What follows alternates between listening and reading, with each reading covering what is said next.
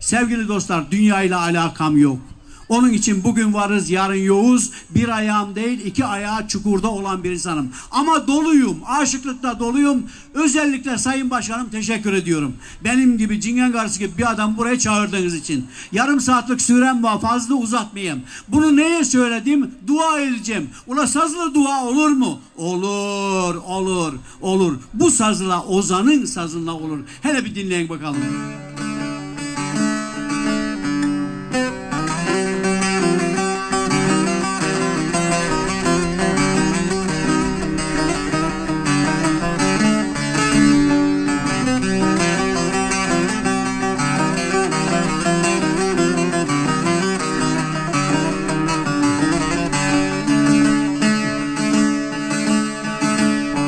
Bozulduk, dağıldık, bir tuhaf olduk.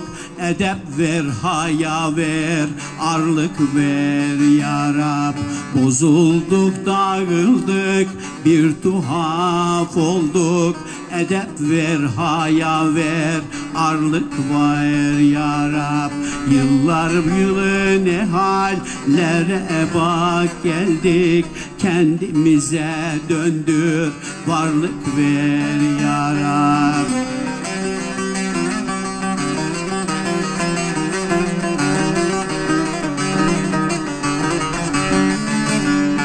Avrupa'yı sarsar idi kösümüz, milletleri besler idi tasımız.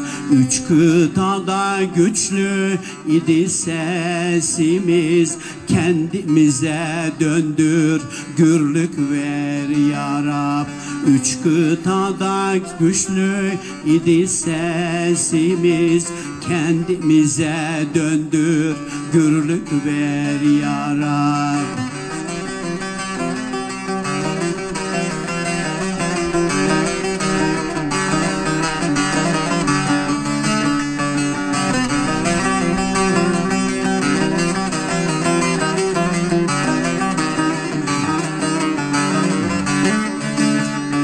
Eş eşin sırtına tezek sarıyor, oğul babasına tuzak kuruyor.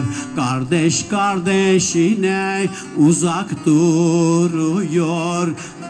Arada güzellik, birlik ver ya Rab.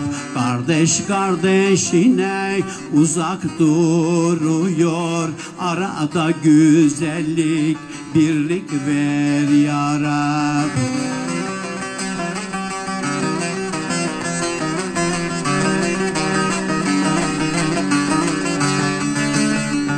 Ozan Nihat, bu iş böyle olmuyor.